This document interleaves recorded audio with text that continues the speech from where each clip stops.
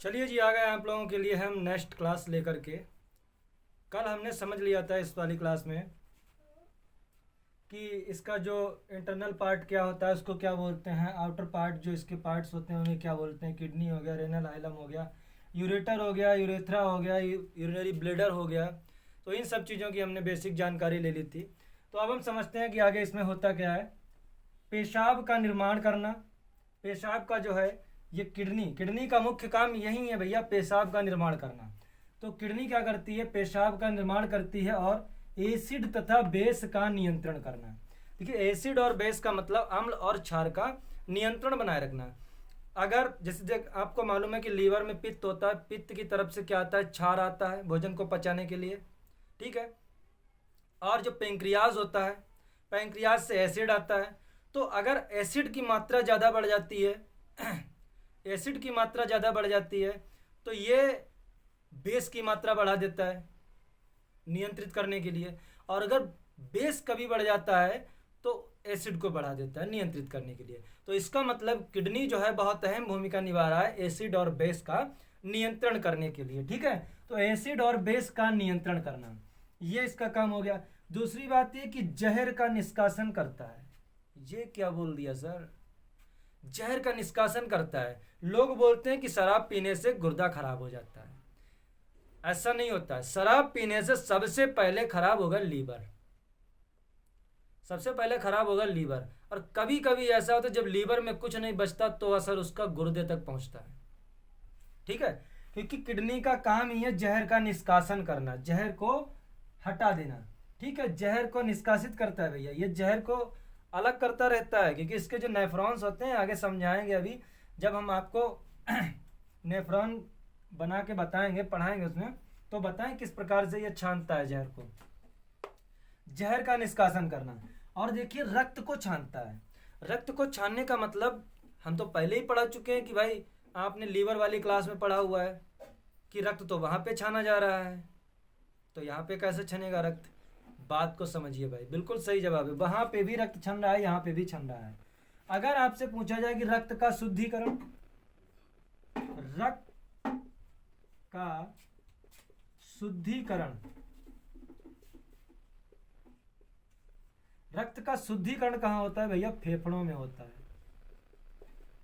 शुद्धिकरण का मतलब ये कि रक्त में कार्बन डाइऑक्साइड और ऑक्सीजन, कार्बन डाइऑक्साइड युक्त क्या हुआ, अशुद्ध रक्त, और ऑक्सीजन मिला हुआ रक्त क्या हुआ, शुद्ध रक्त।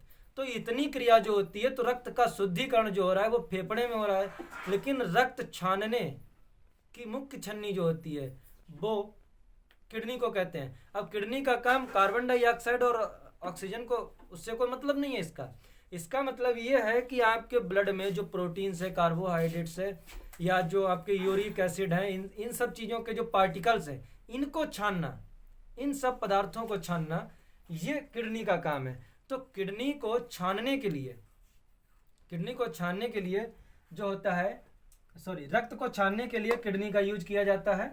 तो रक्त की छन्नी भी कहते हैं हम इसे, किडनी को, वृक्क को, ठीक है। चलिए अब समझ लेते हैं कि जो पेशाब होता है, पेशाब एक्चुअली है क्या। पेशाब, तो अगर बात की जाए कि पेशाब में वैसे तो सब पानी ही होता है, टोटल पानी ही होता है। तो लेकिन टोटल पानी नहीं होता, 100 का 100% पानी नहीं होता। इसमें 95% जल जो होता है, पेशाब में 95% जल होता है। अगर बात की जाए कि यूरिया, अब भाई यूरिया तो होता ही है क्योंकि अमोनिया लीवर बना रहा है, अमोनिया को चेंज कर रहा है यूरिया में, और यूरिया आ रहा है कहाँ पर, किडनी में फिल्टर होने के लिए। तो यूरिया कितना होता है, यूरिया 2 से लगभग 2-2.5% होता है। 2-2.5% यूरिया हो गया, और शेष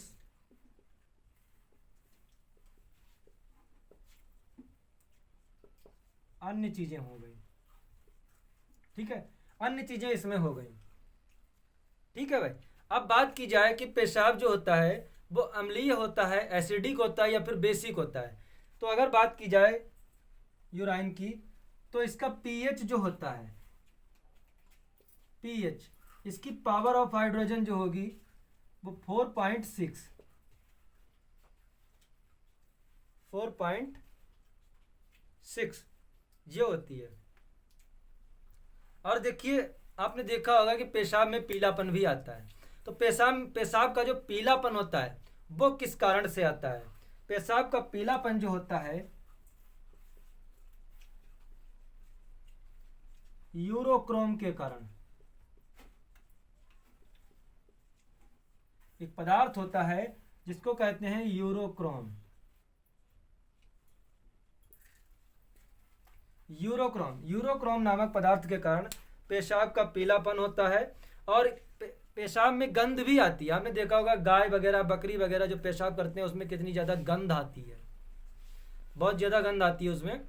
तो उसमें एक्चुअली क्या होता है, वो गंध क्यों आती है? अमोनिया के कारण।